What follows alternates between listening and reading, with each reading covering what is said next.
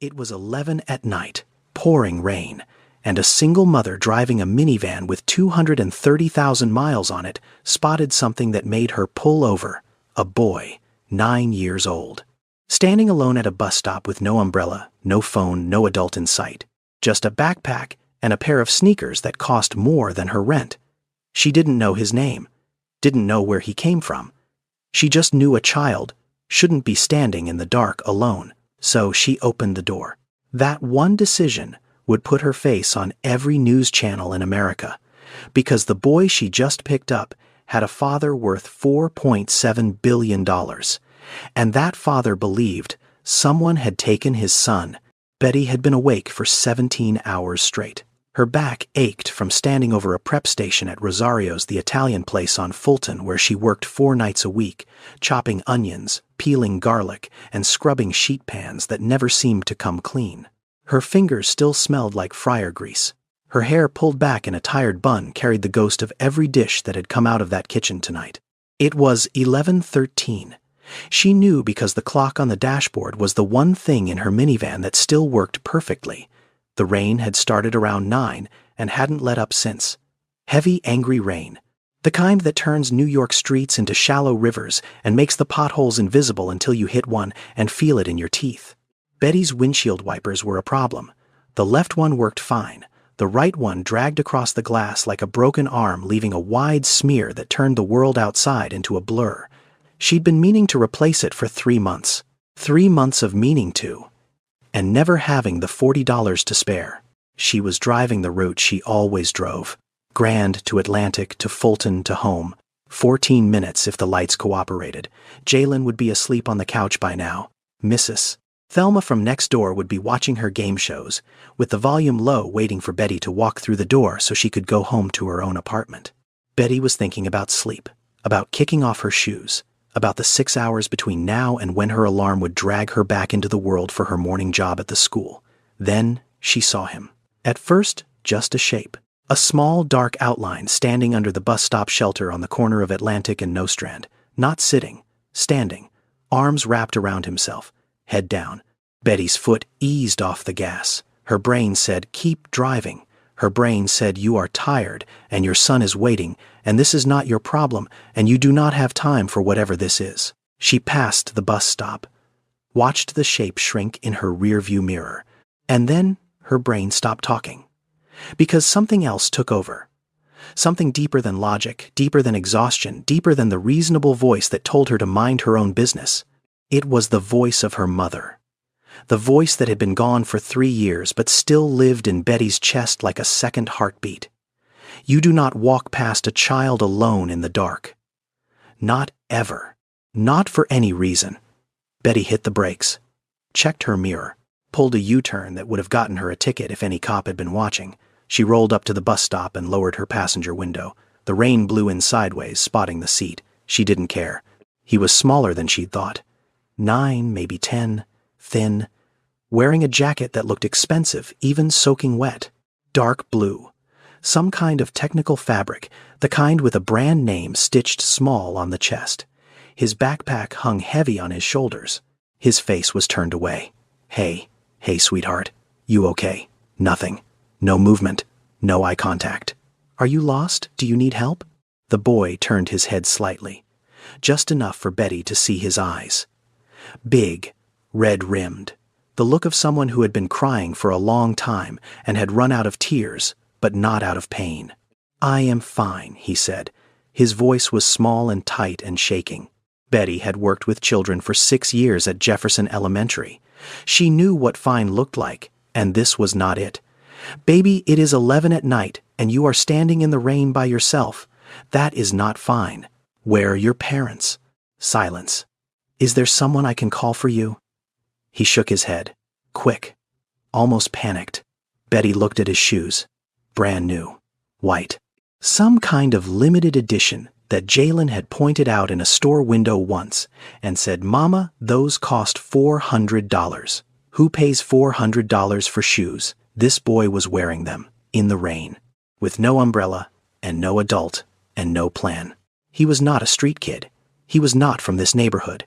He was not from anywhere near this neighborhood. Everything about him, The jacket, the shoes, the smartwatch on his wrist, the haircut that probably cost more than Betty's electric bill, everything screamed money. Serious money. But his eyes screamed something else entirely.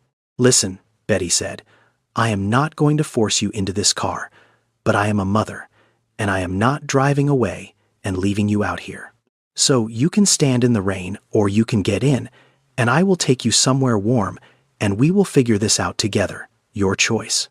The boy looked at the minivan, at the dent in the side door, at the cracked taillight held together with red tape, at Betty, still in her work clothes, smelling like garlic and dish soap, with tired eyes and a face that held no judgment, only concern.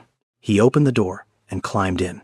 He sat in the back seat, pulled the door shut behind him, held his backpack against his chest like it contained everything he owned in the world, and he didn't say a single word. Betty pulled away from the curb and headed home. She didn't know his name yet. She didn't know where he came from. She didn't know that within 12 hours this boy's face would be on the news, that a billionaire would be tearing the city apart looking for him, and that Betty herself would become the prime suspect in what the media would call a kidnapping. All she knew right now was that a child had been alone in the dark, and she had stopped. That was enough. That had to be enough.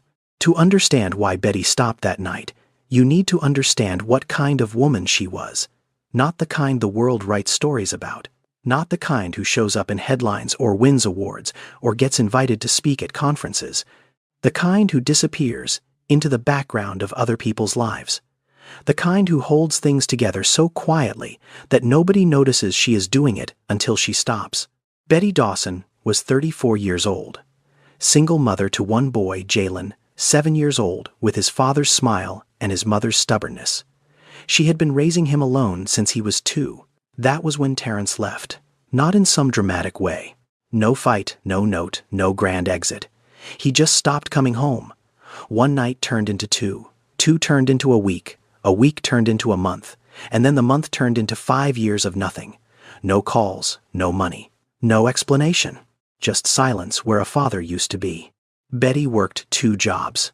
During the day, she was a teacher's aide at Jefferson Elementary, a public school in Bed-Stuy, where the textbooks were 10 years old and the heating broke every February. She helped kids with reading, sat with the ones who couldn't focus, held the hands of first graders who cried at drop-off because their parents were already gone before the bell rang.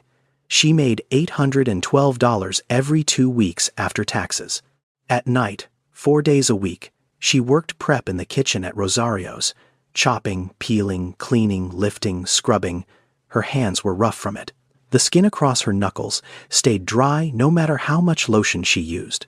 She made another $600 a month from the restaurant, sometimes less if they cut her hours. Between the 2 jobs, she earned just enough to keep the apartment, keep the lights on, keep food in the refrigerator, and keep Jalen in clothes that fit. There was never anything left over, not for savings, not for emergencies, not for the dentist, not for the mechanic. The minivan was a 2007 Honda Odyssey with 230,000 miles on it. She had bought it for $1,100 cash from a man in New Jersey who told her it ran good and forgot to mention that the transmission shuddered above 50 miles an hour. The sliding door on the right side had to be pulled open by hand. The air conditioning only worked on the driver's side. The check engine light had been on so long that Betty had stopped seeing it. But that van was her lifeline. It took Jalen to school. It got her to both jobs. It carried groceries. It served as a quiet place to cry on the nights when everything felt impossible and she needed 2 minutes alone before walking into the apartment with a smile. She listened to gospel music in that van, hummed along to songs her mother used to sing, talked to God in that van when there was nobody else to talk to. Jalen was everything. Not in the way people say it to be poetic, in the literal way. He was the reason she got out of bed at 5:30 every morning. The reason she worked 2 jobs instead of 1. The reason she kept that van running with duct tape and prayers instead of letting it die. He was a good kid, quiet, thoughtful for his age. The kind of boy who would draw a picture for his teacher when she seemed sad, who shared his lunch with classmates, who forgot theirs, who told his mother she looked pretty even when she hadn't slept in 2 days and had bags under her eyes deep enough to carry groceries in. Betty's mother, Lorraine Dawson, had raised Betty the same way Betty was raising Jalen. Alone, working hard, showing up every single day no matter what. Lorraine had been a home health aide for 22 years. She cleaned houses, cooked meals, bathed elderly patients, and never once complained about the work. She told Betty once, "The day you start feeling sorry for yourself is the day you stop moving forward. And I did not raise you to stand still." Lorraine died 3 years ago. Stroke. Quick. No warning. Betty got the call at work and drove to the hospital and sat in the waiting room for 4 hours before a doctor told her what she already knew. Her mother was gone. The thing Lorraine left behind was not money. She had none. It was not property or jewelry or a savings account. What Lorraine left behind was a way of seeing the world, a set of rules that lived inside Betty like bones. You work hard. You do not complain. You raise your children right. And you do not walk past a child alone in the dark. Not ever. Not for any reason. That was the rule that made Betty turn her van around on a rainy night in November. That was the rule that put her on a collision course with a world she never asked to enter. The drive from the bus stop to Betty's apartment was 11 minutes. In those 11 minutes, the boy in her back seat said almost nothing. Betty did not push. She had learned from years of working with children that silence is not emptiness. Sometimes silence is a wall a kid builds to keep the world out. And you do not break down a wall by yelling through it. You sit next to it. You wait. You let them know the door is open whenever they are ready. She turned the radio on low. A gospel station, soft music, the kind that fills a silence without crowding it. She adjusted the rearview mirror just enough to see him. He was sitting with his back straight, arms wrapped around his backpack, staring out the window at the rain. His face reflected in the glass, ghostly and pale. "Is there anyone you want me to call?" "A parent. A family member." He shook his head. "Are you hungry?" No answer. But Betty heard it, a low, reluctant growl from his stomach. The kind a kid tries to hide by pressing his arms tighter against his body. She pretended she didn't hear it. Sometimes, dignity matters more than food. She would feed him when they got home. "We are going to my place," she said. "I have a son about your age. You can get warm, eat something, and we will figure out the next step." "Okay, okay," barely a whisper. They drove in silence for another 2 minutes. Then the boy spoke, not to Betty, more to himself, more to the window. "Your car makes a weird noise." Betty almost laughed. "Yeah," she said. "That is just her singing. She is old, but she is loyal." Something shifted in the rearview mirror. Not a smile, not quite, but the tension in his shoulders dropped just a fraction. "My dad would never drive a car like this," the boy said quietly. "Well," Betty said, "my car would not drive without me. So we are even." She caught something in the mirror. The boy looked down at his wrist. A smartwatch. Sleek, dark, expensive. The kind that tracks your location, counts your steps, sends alerts to whoever set it up. The kind a wealthy parent puts on their child so they always know where they are.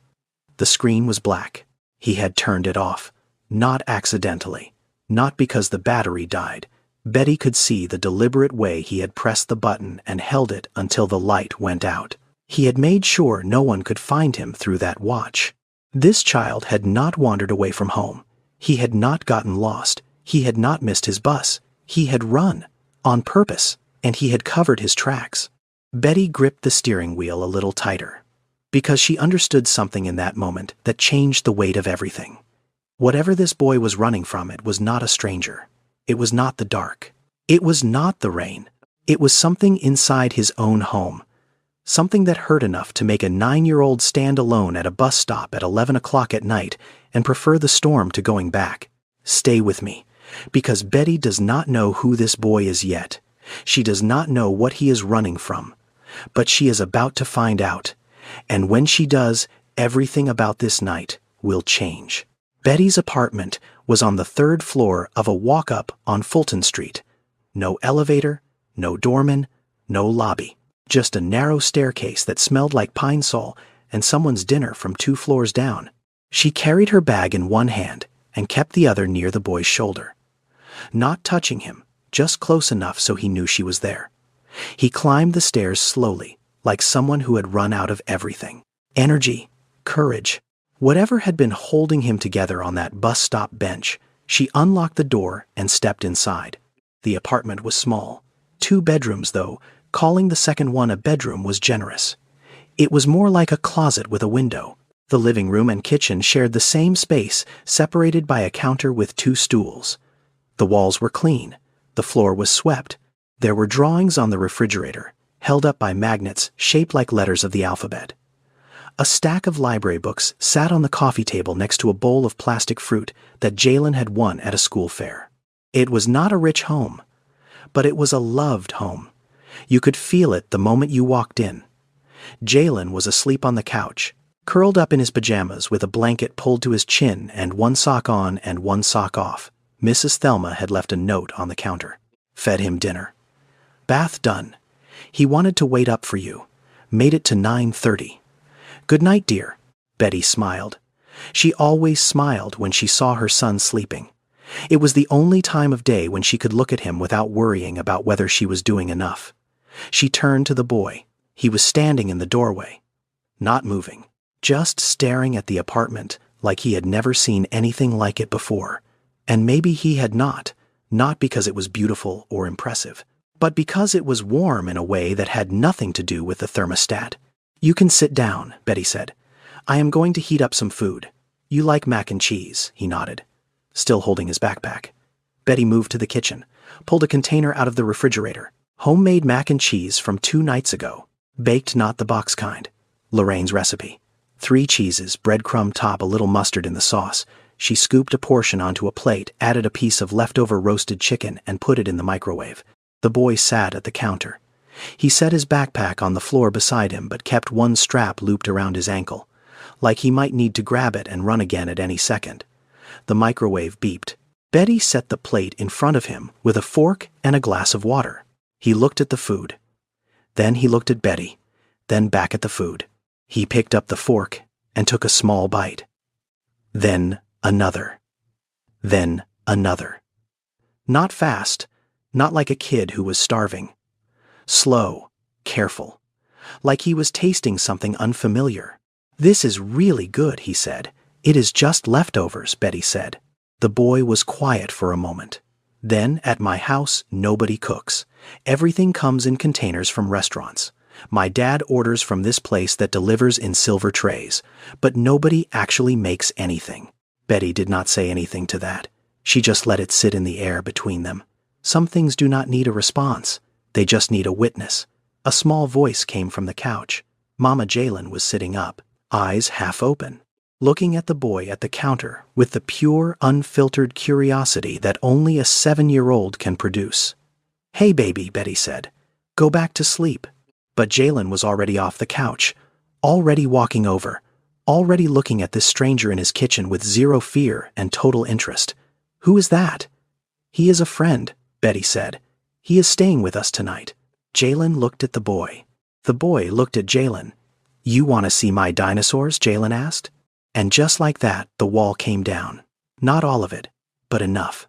The boy slid off the stool and followed Jalen to the bedroom.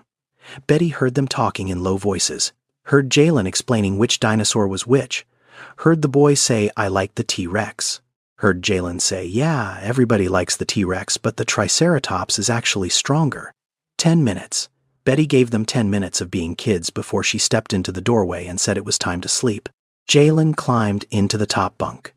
The boy stood there looking at the bottom bunk, then at Jalen, above him, then at Betty. He is lucky, the boy said quietly. Betty tilted her head. Why do you say that? Because you are here. 5 words. 5 simple words that opened a door into this boy's world wider than anything he had said all night. Because you are here. Not because you are rich. Not because you have a big house. Not because you have nice things. Because you are here, present, in the room, at the end of the day, waiting. Betty felt something tighten in her chest.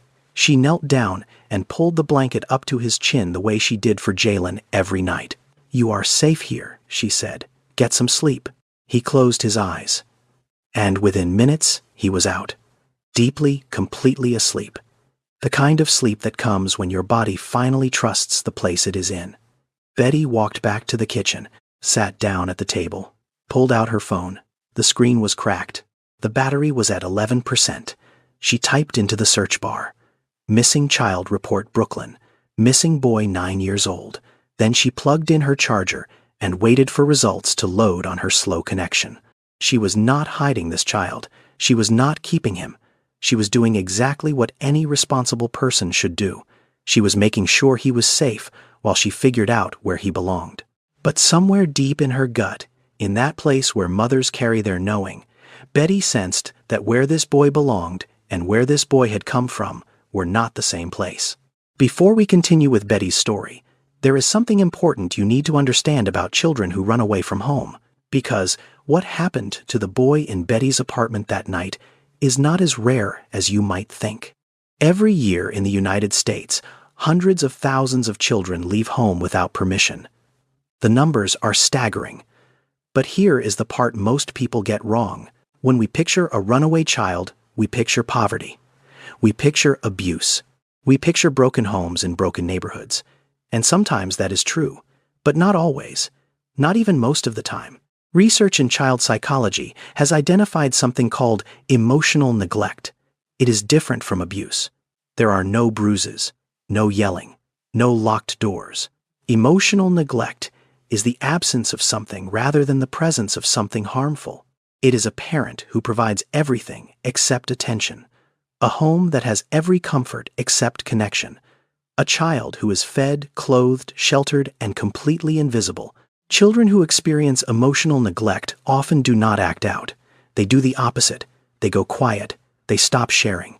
They perform well in school because achievement is the only way to get noticed. They learn to need less, to ask for less, to take up as little emotional space as possible. And from the outside, they look fine. They look perfect, actually, which is why nobody notices until something breaks. The signs are subtle. A child who turns off their phone. A child who seeks warmth from strangers because the warmth at home has gone cold. A child who runs not because they are being hurt, but because they have stopped being seen. If you are already invested in this story, you are going to want to stay until the end. Subscribe now and turn on notifications so you do not miss what happens next. Because the boy sleeping on Betty's couch had everything money could buy: a mansion, a private school, a closet full of clothes, a smartwatch on his wrist that cost more than Betty earned in a month. But what he did not have was someone who noticed when he was hurting, someone who sat with him at dinner, someone who asked about his day and actually waited for the answer, someone who was simply consistently reliably there. That is not a poverty problem. That is a presence problem, and it crosses every income bracket, every zip code, every background. Now, let us talk about the man who was supposed to be there. Graham Whitmore did not grow up with money. That is the first thing you need to know about him, because everything he did, every decision he made, every mistake that led to this night started with that fact. He grew up in West Baltimore, a neighborhood where the streetlights did not always work and the sirens were so constant that after a while they became background music. His mother Diane was a nurse. She worked 3 shifts, days, evenings, weekends. Whatever the hospital needed, she gave. She raised Graham and his younger sister alone because their father had left when Graham was 6. No goodbye, no forwarding address, just an empty closet and a silence that settled into the house like dust. Graham remembered the day he realized his father was not coming back. He was sitting on the front steps waiting. His mother came out, sat beside him and said, "He is not coming, baby. And I know that hurts, but I need you to hear me. You are not what he left. You are what I stayed for." Diane Whitmore worked herself to exhaustion for 23 years. She put Graham through public school, then community college, then watched him transfer to a state university on a scholarship he earned by studying until his eyes burned. She died of a heart attack when Graham was 31, before she saw him become what he became. Graham built his company Whitmore Logistics Solutions from a laptop in his studio apartment. He started by solving supply chain problems for small businesses, then medium ones, then corporations, then governments. By the time he was 40, his company was worth $2 billion. By 45, $4.7 billion. His face was on magazine covers. His name was in articles next to words like visionary and self-made and relentless. And he was relentless. That was true. He worked 18-hour days. He took calls at midnight. He flew to Singapore on Tuesday, and Tokyo on Thursday, and London on Saturday. He built something extraordinary, and he lost himself inside it. His wife Denise had been the counterweight. She was the one who made sure the house felt like a home. She was the one who read to Nolan every night, who picked him up from school herself even though they had a driver, who sat on the kitchen floor and built Lego sets for hours because Nolan loved them and Denise loved Nolan, and that was enough reason to sit on a hard floor until her back ached. Denise got sick when Nolan was 5. Ovarian cancer. Stage 3 by the time they caught it. She fought for 14 months with a ferocity that the doctors said they had never seen. She fought through surgeries, through chemotherapy that took her hair and her appetite and her energy, but never her smile. She fought because Nolan was 5 and she was not ready to leave him yet. She died on a Tuesday afternoon in March. Nolan was in the next room. Graham was on a conference call. He ended the call 17 minutes too late. He never forgave himself for those 17 minutes. And instead of facing the grief, instead of sitting with the unbearable weight of losing the woman who held his world together, Graham did what he had always done when life hurt too much. He worked harder, longer, more obsessively than ever, because work was the only place where the pain could not find him. Nolan went from having a mother who was always there to having a father who was almost never there. The transition happened gradually, then all at once. First, it was one missed dinner, then 2, then a week. Then the dinners stopped being expected at all. Graham hired nannies, good ones, expensive ones, women with degrees in early childhood education and references from other wealthy families. But nannies are not parents. They are employees. They have shifts. They clock in and they clock out. And no matter how kind they are, a child knows the difference between someone who is paid to care and someone who cares because they cannot help it. The latest nanny was Vivian, professional, organized, cold in the way that efficient people sometimes are. She kept Nolan on schedule, fed him on time, made sure his homework was done, but she did not ask him how he felt. She did not notice that he had stopped drawing, stopped talking about school, stopped laughing at the television shows he used to love.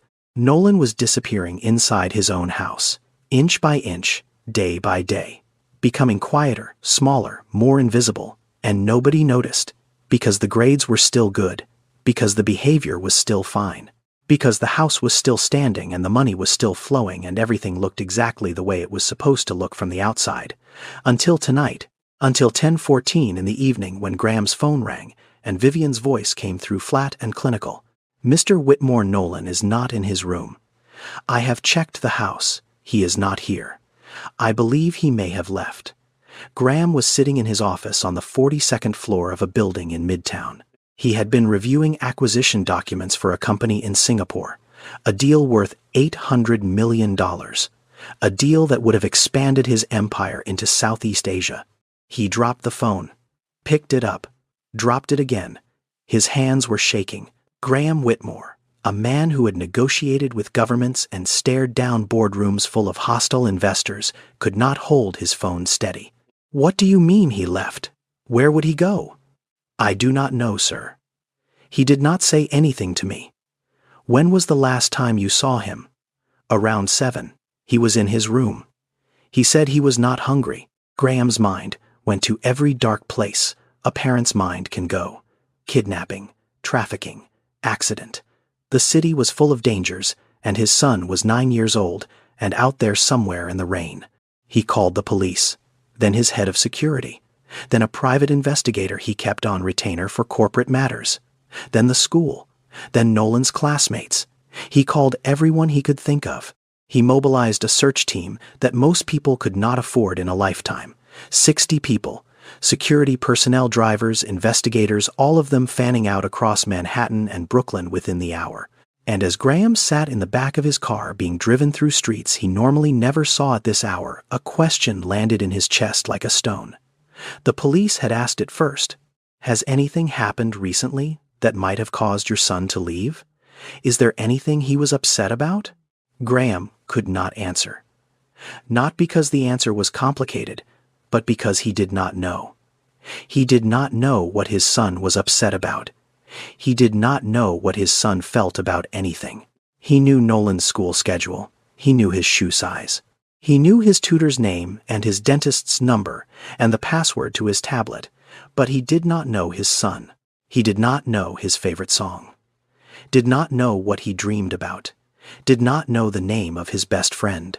Did not know whether Nolan missed his mother every day or only sometimes or every single minute of every single hour the way Graham did, but refused to admit. He knew the area codes of 20 investors in 12 countries. He could not name one thing that made his son laugh. Then Vivian called again, and this time her voice carried something it had not carried before. Hesitation. "Mr. Whitmore, there is something I should tell you. This afternoon Nolan was outside your home office. I believe he overheard your phone call with the attorney, the one about the boarding school in Connecticut." Graham went cold. The Hawthorne Academy. He had been discussing it with his lawyer for 2 weeks. A prestigious boarding school with a structured program for gifted children. The kind of place that looked extraordinary on paper. Small class sizes, world-class faculty, rolling green campus, far from the noise of the city. Graham had told himself it was for Nolan's benefit. A stable environment, routine, structure, things a boy needed that Graham could not provide because he was never home. But the truth, the one Graham had buried under layers of logic and justification, was simpler and uglier. He wanted Nolan somewhere else.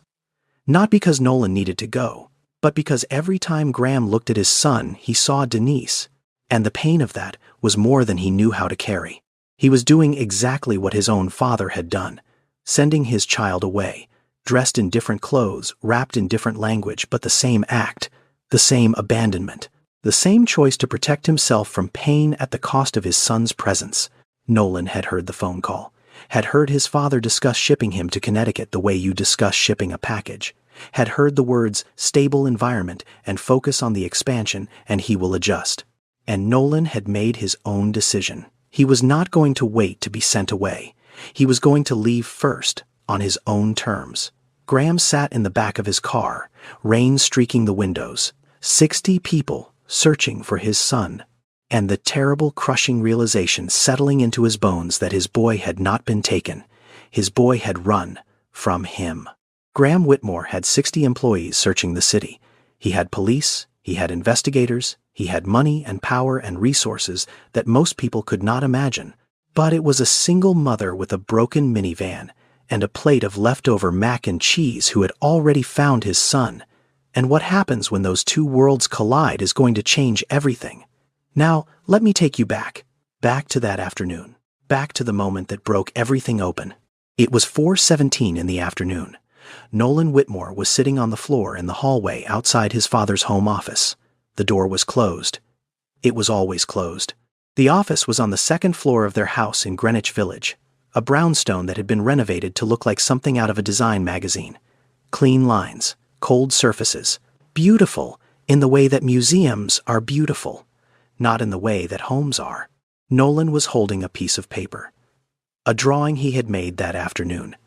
He had spent 2 hours on it. Colored pencils, careful lines. He was good at drawing. His mother had told him that. She used to tape his pictures to the refrigerator, but after she died, the housekeeper had taken them all down during a deep cleaning, and nobody had put them back. The drawing showed 2 people standing on a dock.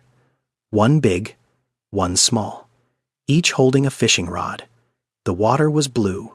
The sky was orange. There was a boat in the background and a fish on the small one's line. It was a memory. The last time Nolan and his father had done something together. Just the two of them. A Saturday morning 2 years ago. They had driven to a lake in Connecticut. Graham had rented a small boat. They had spent 4 hours on the water. Nolan caught 3 fish. Graham caught nothing and pretended to be jealous. They ate sandwiches on the dock. Graham's phone had been in the car the whole time. That was the best day of Nolan's life. He had been 7. He was 9 now, and 2 years felt like 20. Nolan had made the drawing because he wanted to show it to his father. He wanted to say, "Remember this. Can we go again? Can we have another day like that? Just one more." He had been waiting outside the office for 40 minutes. He could hear his father's voice through the door. On a call. Always on a call. Then he heard his name. Nolan will adjust. Kids are resilient. The Hawthorne Academy in Connecticut has the best program for his age group. Structured environment, small class sizes, year-round supervision. It is exactly what he needs right now. Nolan pressed closer to the door. His heart was beating fast, but he did not move. He did not breathe. I just need him somewhere stable, while I handle the Singapore expansion. 3 months, maybe 6, maybe the full year. We will see how it goes. But he will be fine. He is a strong kid. Nolan did not know what Hawthorne Academy was. He did not know what boarding school meant exactly. But he understood the words somewhere, and while I handle, and he will be fine, he understood the tone. It was the same tone his father used when talking about moving inventory or rerouting shipments. Practical, efficient, solved. His father was sending him away. Not to a lake, not on a trip they would take together. Away. To a school in another state, so that Graham could focus on work without the inconvenience of having a son in the house. Nolan sat on that hallway floor and felt something collapse inside his chest. Not loud, not dramatic. A quiet caving in, like a sand castle dissolving from the inside when the tide reaches it. He thought about his mother. He thought about what she used to say when she tucked him in at night.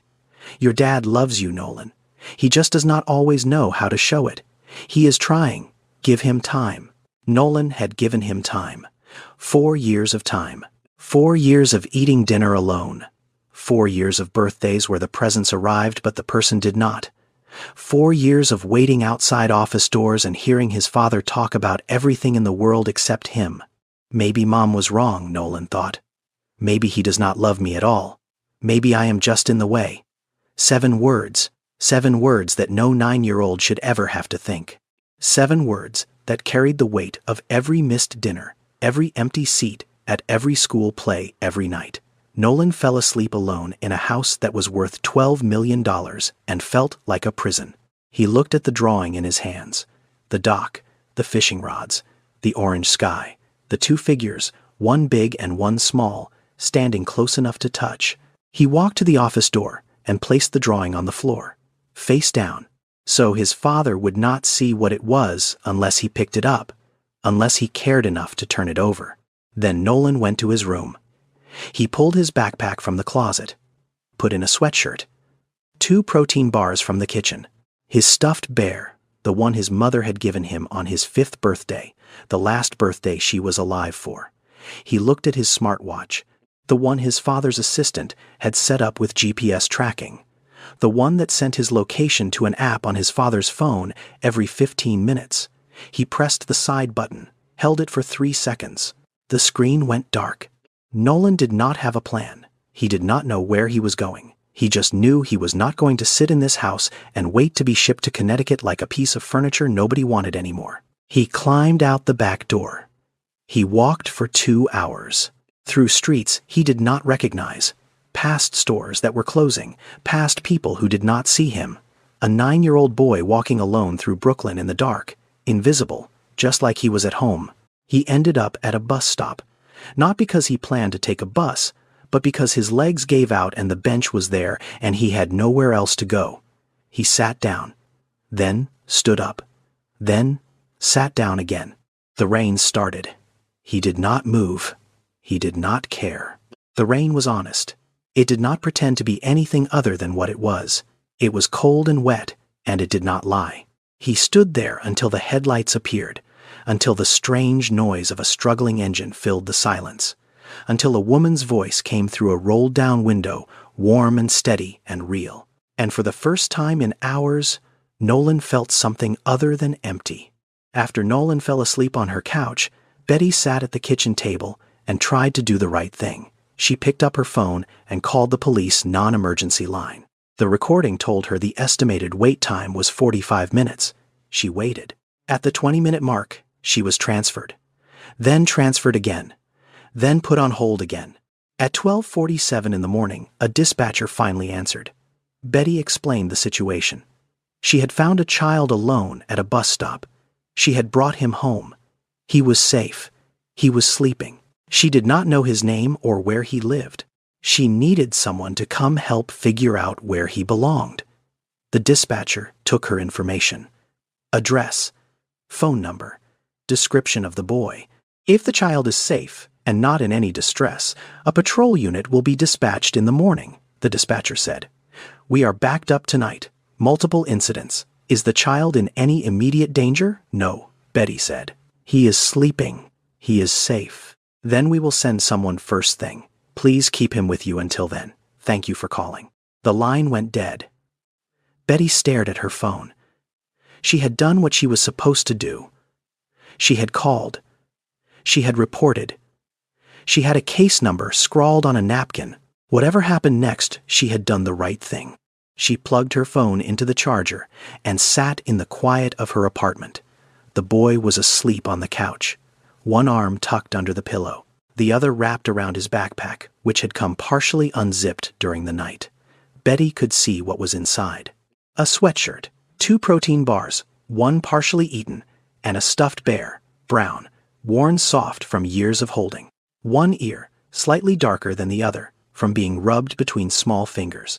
This was not the backpack of a child running away to cause trouble. This was the backpack of a child running toward comfort, toward whatever safety he could carry with him. Betty reached over and gently pulled the blanket higher over his shoulders. She did not touch him. She just made sure he was covered, made sure he was warm, the way she did for Jalen every night, the way her mother used to do for her. At 2:11 in the morning, the boy screamed. Not a word, just a sound, sharp, frightened, the kind of sound that tears through sleep and fills a room with panic. Betty was beside him in seconds. He was sitting up, eyes wide, breathing fast. His hands were gripping the stuffed bear so hard his knuckles had gone white. Hey, you are okay. You are safe. I am right here. She said it the way she said it to Jalen during thunderstorms. Calm, steady, present, not asking what happened, not demanding an explanation, just being there. Just being a voice in the dark that says you are not alone. The boy looked at her. His eyes were wet. His lip was trembling. And then the wall broke. He cried. Not quietly, not politely. He cried the way a child cries when they have been holding it in for so long that the release comes out in waves. Great heaving sobs that shook his whole body. The kind of crying that sounds like grief and relief at the same time. Betty did not hug him. She did not grab him. She sat on the edge of the couch and placed her hand on the cushion next to his leg, close enough that he could reach for her if he wanted, far enough that he did not feel trapped. He reached. He grabbed her hand and held it. And he cried for 7 minutes straight. When it slowed, when the sobs turned to shudders and the shudders turned to silence, he spoke. My mom used to say that.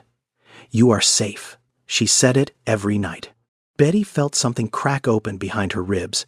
Then your mama and I have something in common, she said quietly. She died. 4 years ago. I am sorry, baby. I am so sorry. My dad hired a new nanny. She does not say it. She does not say anything. She just checks on me and closes the door. And your dad, he is never home. He works all the time, and now he wants to send me to a school far away. I heard him on the phone. He told someone I would adjust, that I would be fine. The boy looked at his bear, rubbed the dark ear between his fingers. I am not fine. I just do not know how to tell him. And even if I did, I do not think he would hear me. Betty sat with that. She did not try to fix it. She did not offer solutions or reassurances or explanations for why his father acted the way he did. She just sat in the truth of what this boy had said and let it exist in the room without judgment. Some children need answers. Some children need advice. But most children, the ones who are really hurting, just need someone to sit with them in the dark and not try to turn the light on too fast. Betty was good at that. She had learned it from her mother. She had practiced it at Jefferson Elementary. And she did it now at 2 in the morning for a boy whose name she still did not know in an apartment that could fit inside his living room. Get some rest, she said. We will figure everything out in the morning. But tonight you are safe, and I am not going anywhere. He lay back down, pulled the bear to his chest, closed his eyes. And this time, when sleep came, it was quiet. No screams. No thrashing. Just the deep, trusting sleep of a child who finally felt held. Betty went back to the kitchen table. She did not sleep. She sat in the dark and thought about what that boy had said. I do not think he would hear me. And she wondered how many children in this city, in this country, were saying the same thing right now. Not because their parents were cruel, but because their parents were absent, busy, distracted, drowning in their own lives while their children slowly disappeared. At 5:14 in the morning, something woke Betty up. Not a sound from inside, a sound from outside. Car doors. Multiple car doors. Then voices. Then footsteps on the stairs. Heavy. Fast. The kind of footsteps that do not belong in a walk-up apartment building at 5 in the morning. Then the knock. Not a normal knock. The kind of knock that rattles the door in its frame. The kind that says, I am not asking permission. I am announcing my arrival. Betty stood up, smoothed her sleep shirt, checked on the boys. Jalen still asleep in the bedroom. Nolan still on the couch, stirring now from the noise, but not yet awake. She walked to the door, looked through the peephole. A man, tall, late 40s. Expensive coat wrinkled like he had been wearing it all night. Behind him, 2 uniformed police officers and 3 men in dark suits who looked like private security. Betty took a breath, undid the chain, turned the lock, opened the door. The man's eyes were red. His face was drawn tight. He looked like a person who had aged 10 years in one night. Where is my son? He said. No hello, no introduction. Just 4 words pushed through clenched teeth. Betty did not step back. She did not flinch. She stood in her doorway in her old sleep shirt, and her hair pulled up in a bun, and her bare feet on the cold floor, and she looked this man directly in the eyes. He is sleeping on my couch. He is safe. He has been safe all night. I called the police at 12:45 to report that I had found him. I have a case number. Would you like to see it? Graham Whitmore blinked. He had been expecting fear. He had been expecting a locked door, a confrontation, a denial. He had been preparing himself for the worst. Kidnapping, ransom, some kind of scheme. He had not been preparing for a calm woman in pajamas telling him she had already called the authorities. You took my son, Graham said. His voice was shaking but trying to sound controlled. No, sir, Betty said, and her voice was the opposite of his, steady, clear, unafraid. I found your son, standing by himself at a bus stop on Atlantic Avenue at 11 o'clock at night, in the rain, with no phone turned on, no adult in sight, and no way to get home. And I would like to know why a 9-year-old boy was standing out there alone. Graham opened his mouth, closed it, opened it again. He was not used to being questioned.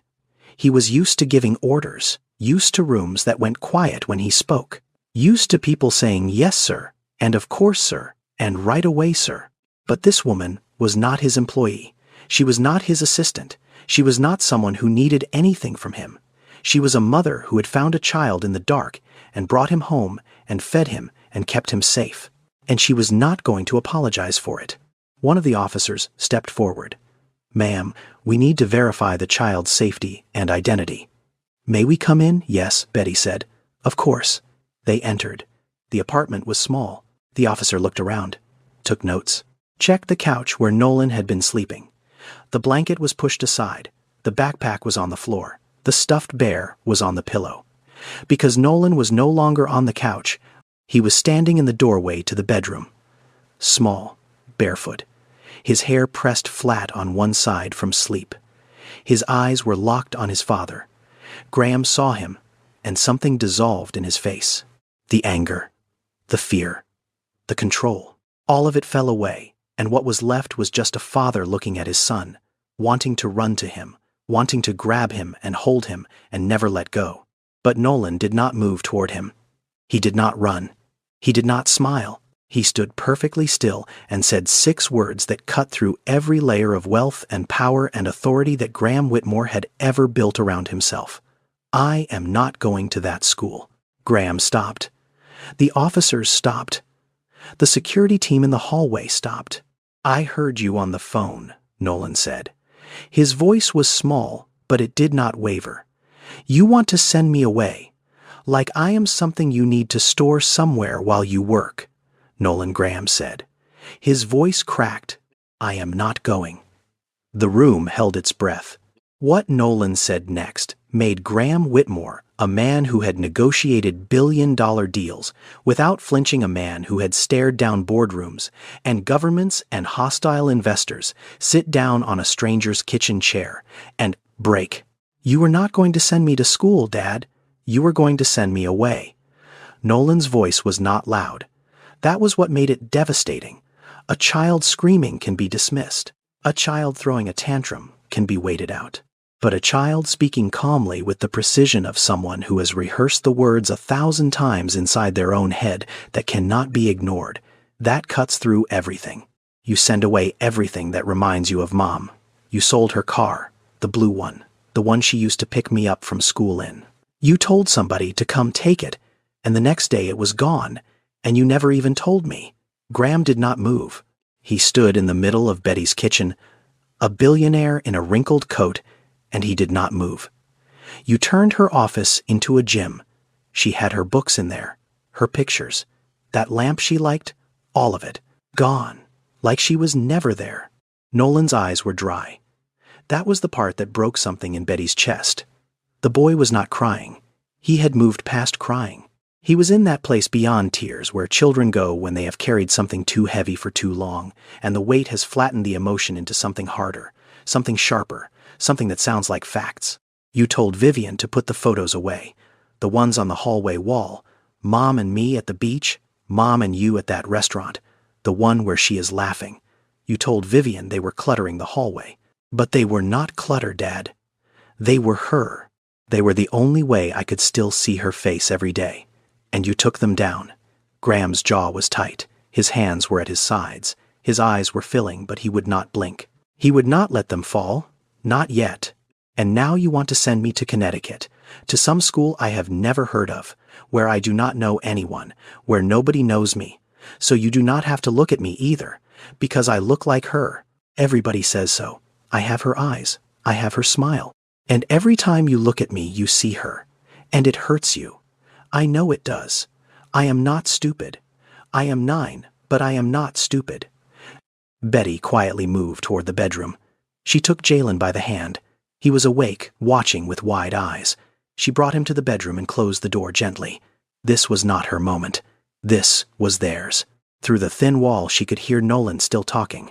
"I thought if I was really good, if I got good grades, and did not cause trouble, and did not ask for anything, you would want to keep me.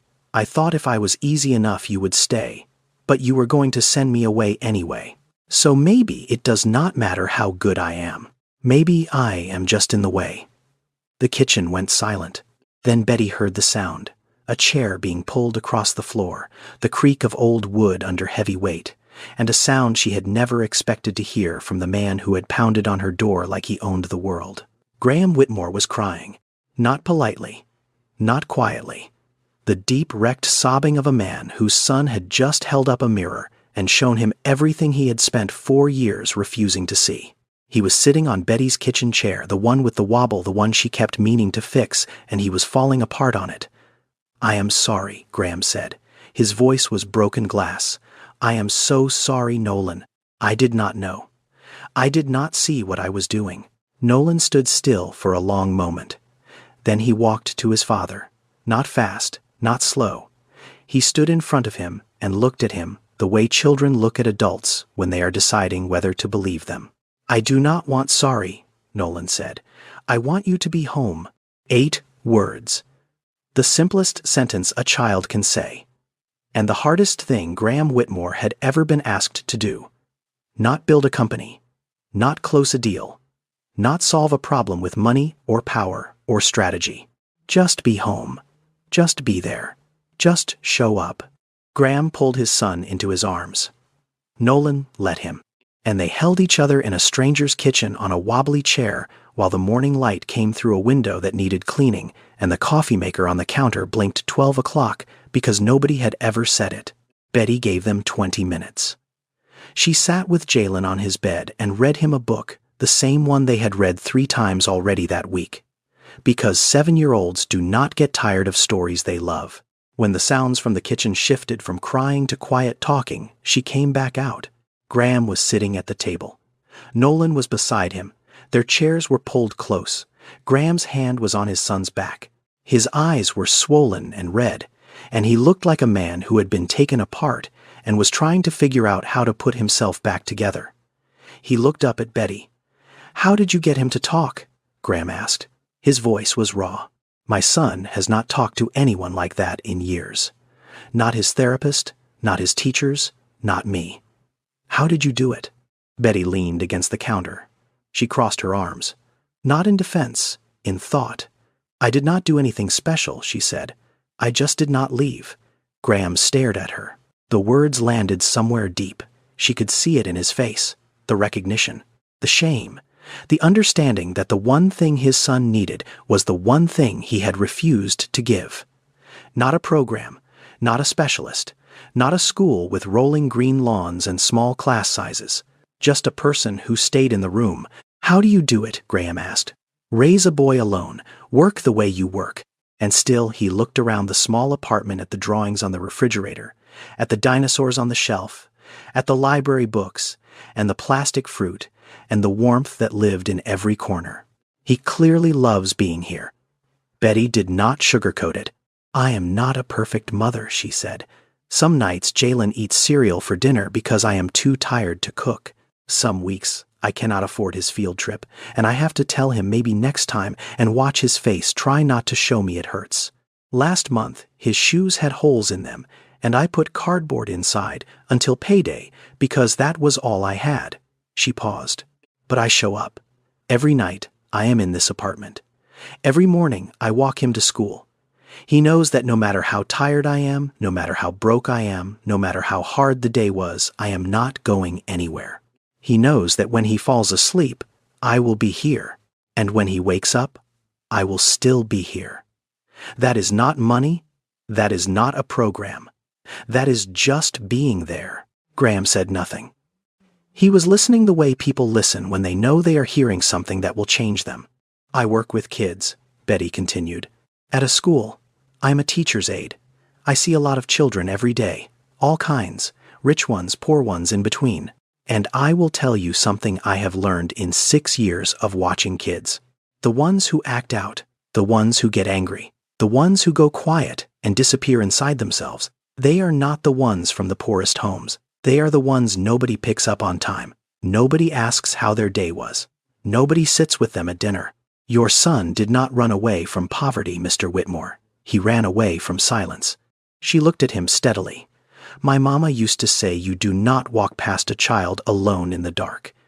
I think that is true even when the dark is inside their own house." The room was still. Graham looked at his son. Nolan looked back. And something passed between them that did not need words. An understanding. A beginning. Not a fix. Not a solution. A beginning. Graham stood up. He looked around the apartment one more time. This small, clean, warm place where his son had slept more peacefully than he had in years.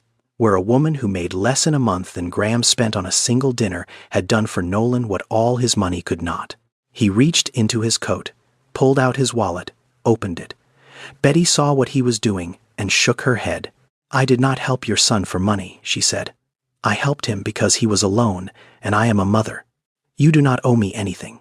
Graham paused, his hand still on the wallet. He was not used to this. He was used to solving problems with checks, used to people taking what he offered and thanking him for it. The transaction was how he understood the world. Service rendered payment given balance restored. But Betty was not selling anything. She had not performed a service. She had done what her mother taught her to do. And the idea of being paid for it was not insulting. It was just wrong. It would turn something sacred into something transactional. And Betty would not allow that. Graham put the wallet away. "Thank you," he said. And for the first time since he had walked through her door, his voice was not commanding or demanding or shaking with fear. It was simply grateful. "Thank you for finding my son." Nolan stood up. He walked to Betty. And he did something that made every adult in that room go still. He hugged her. Not a quick hug. Not a polite hug. He wrapped his arms around her waist and pressed his face against her and held on like he was saying goodbye to something he had only just found. "Thank you for the mac and cheese," he whispered. Betty put her hand on the back of his head. "Any time, baby. Any time." Jalen appeared in the doorway. He looked at Nolan. "Is he coming back?"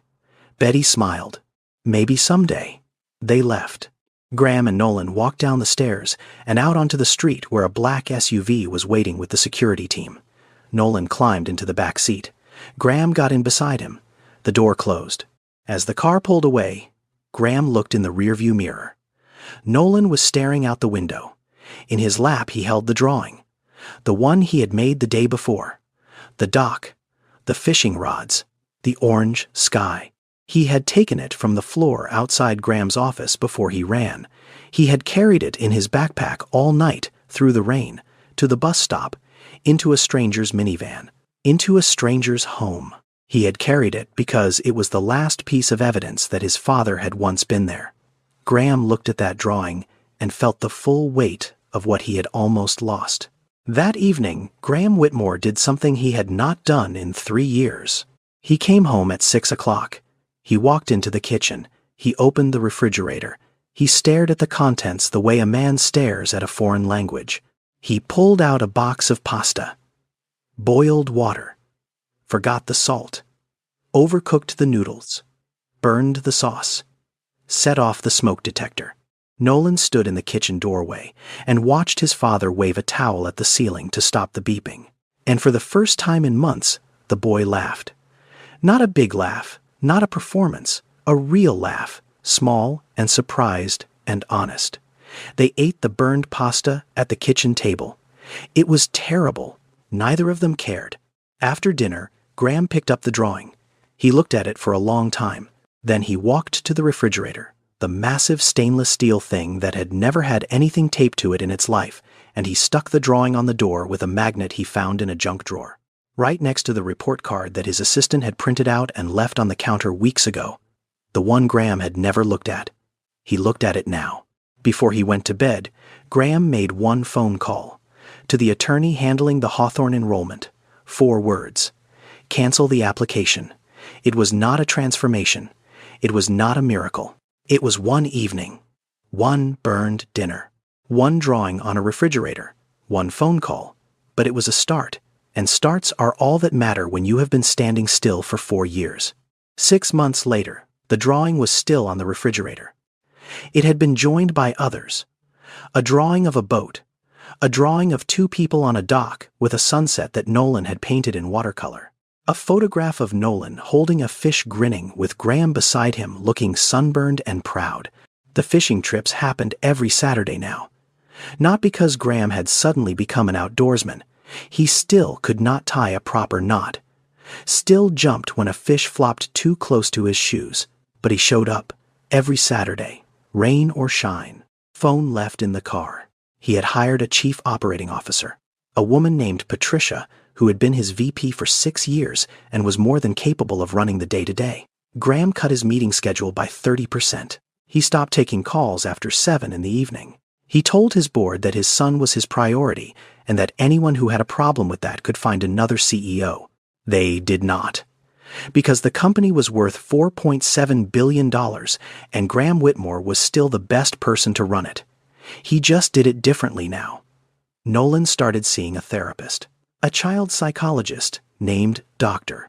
Simmons, who specialized in grief and parental attachment. Graham went with him every Thursday, 3:30 in the afternoon.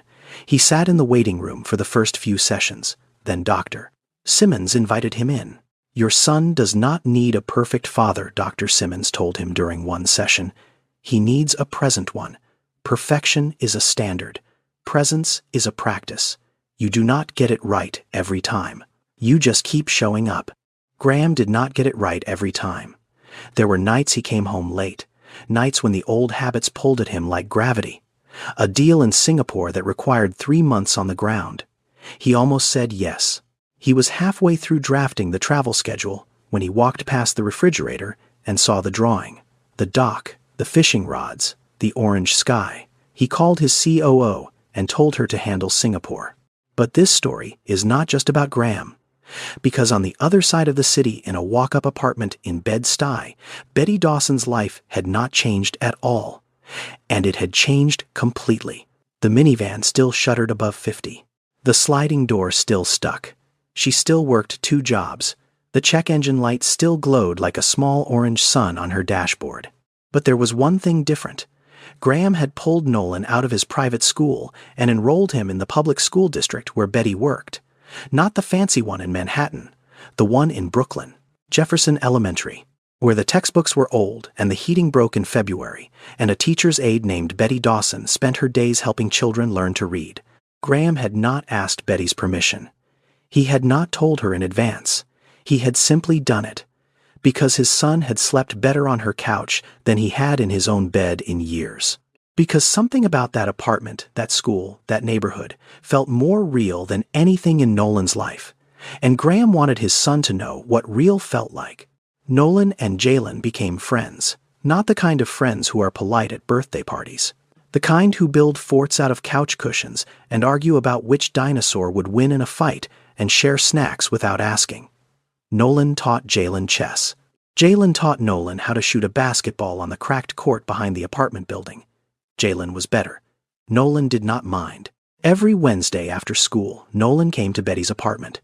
Graham picked him up at 6. Sometimes Graham came inside.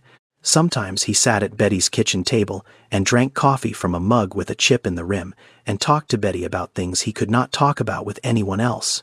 About Denise, about grief, about the terror of raising a child alone when you are terrified of getting it wrong. You are not alone, Betty told him once. You just forgot how to ask for help. This story is far from over.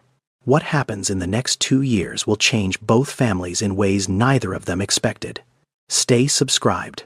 2 years after that rainy night in November, Graham Whitmore stood in front of a room full of reporters and made an announcement that had nothing to do with logistics, nothing to do with stock prices, and nothing to do with the empire he had spent 20 years building.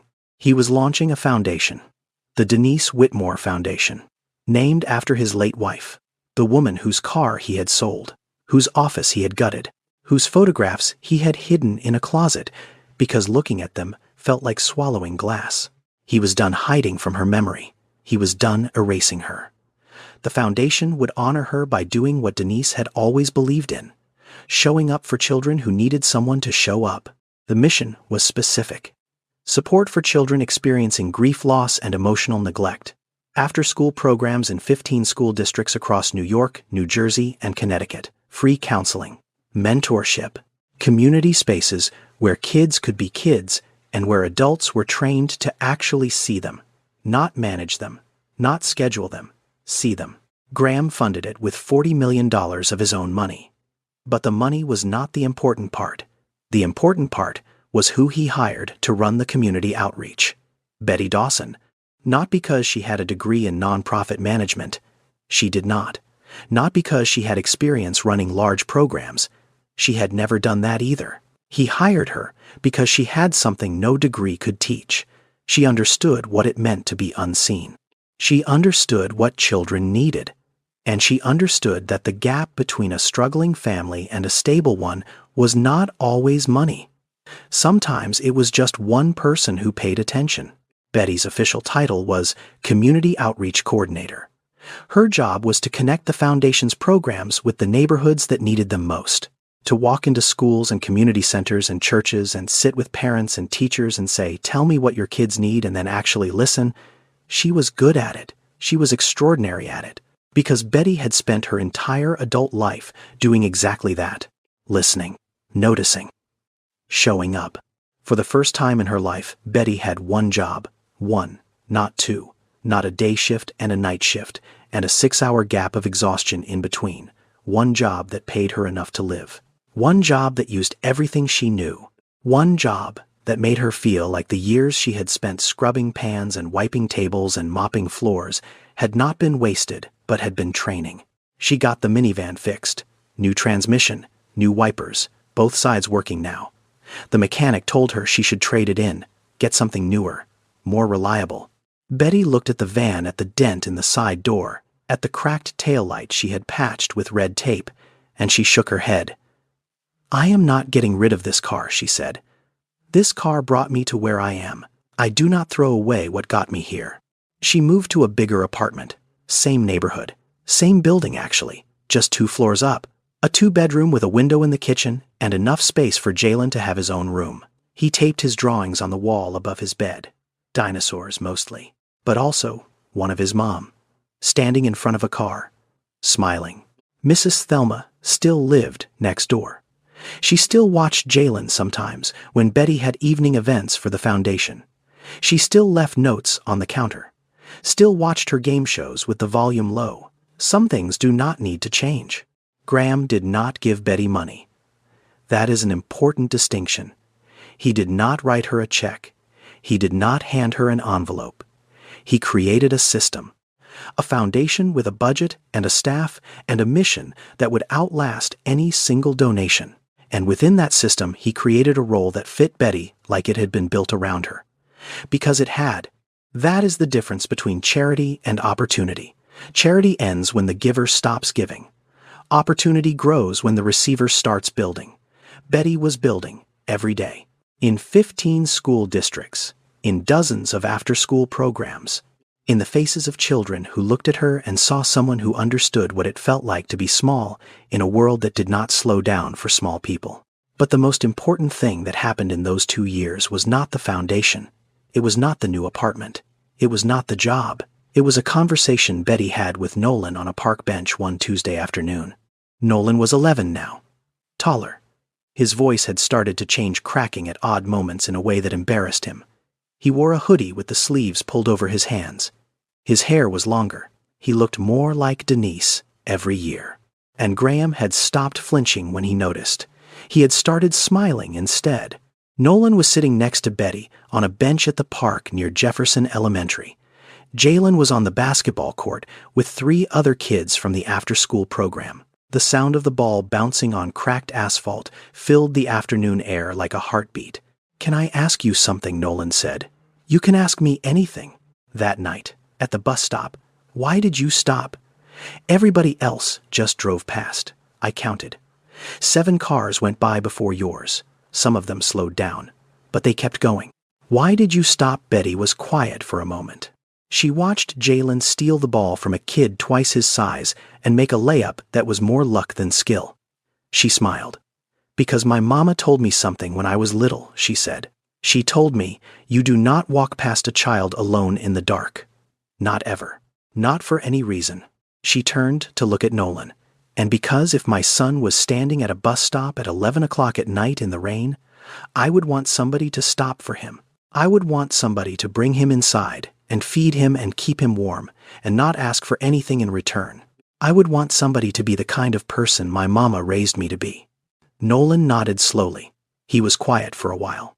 Then he said something that Betty would carry with her for the rest of her life. "I think my mom sent you." Betty looked at him. At this boy who had stood in the rain 2 years ago with a backpack full of protein bars and a stuffed bear and a broken heart. This boy who had said, "Maybe I am just in the way." This boy who had eaten leftover mac and cheese in her kitchen and told her that her son was lucky because she was there. "Maybe she did," Betty said softly. "Maybe she did." They sat in the quiet for a moment. The wind moved through the trees. The basketball bounced. A car passed on the street with its radio playing something slow and distant. Then Jalen's voice cut through the afternoon like a bell. "Mom, Nolan, come play." Nolan grinned. He pulled his sleeves down, jumped off the bench, and ran toward the court. Jalen tossed him the ball. Nolan missed the catch. Jalen laughed. 2 other kids from the program ran over. A girl named Sophia. A boy named Thomas. Different schools. Different neighborhoods. Different everything. Same court. Same game. Same Tuesday afternoon. Betty sat on the bench a moment longer. She looked up at the sky. Clear. Blue. The kind of sky that makes you believe the world might be okay after all. She thought about her mother, about Lorraine Dawson, who had worked 3 shifts and never complained, who had raised her daughter to see people, to really see them, who had died before she could see what her teaching would become. "I hope I did you proud, Mama," Betty whispered. Then she stood up. walked to the court. Jalen passed her the ball. She took a shot, missed by a mile. Everyone laughed. Betty laughed hardest. And for a moment, standing on that cracked court, surrounded by children who had been seen and heard and held, Betty Dawson felt something she had not felt in a very long time. Whole. You do not walk past a child alone in the dark. Not ever. Not for any reason. Not when the dark is outside. Not when the dark is inside. Not when the child is poor. Not when the child is rich. Not when you are tired. Not when you are broke. Not when the world tells you it is not your problem. You stop. You open the door. You say, "Get in." And sometimes that is all it takes to change everything. Thank you for following Betty and Nolan's journey. Before you go, I want to step outside the story for a moment and talk to you directly. This story is fictional. Betty and Graham and Nolan and Jalen are not real people. But the issues this story explores are very real. Emotional neglect affects hundreds of thousands of children every year across every income level. It is not about money. It is about presence. If you or someone you know is struggling, the Child Help National Child Abuse Hotline is available 24/7 at 1-800-422-4453. Please do not hesitate to reach out. I wrote this story because I believe we live in a world that measures people by their job title, their bank account, their zip code, and we forget that the most powerful thing a human being can do has nothing to do with any of that. The most powerful thing you can do is show up.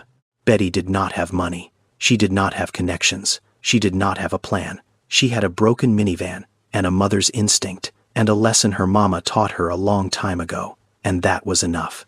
If this story made you think about someone in your life, a child who needs to be seen, a parent who needs to be heard, or maybe even yourself, I hope you take that feeling and do something with it. Call someone. Sit with someone. Show up for someone.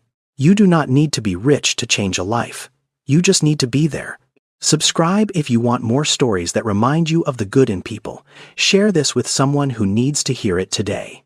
And leave a comment telling me what is the most important thing your mother or someone who loved you like a mother ever taught you. I will be reading every single one. Until next time, stay kind, stay present, and never drive past a child in the dark.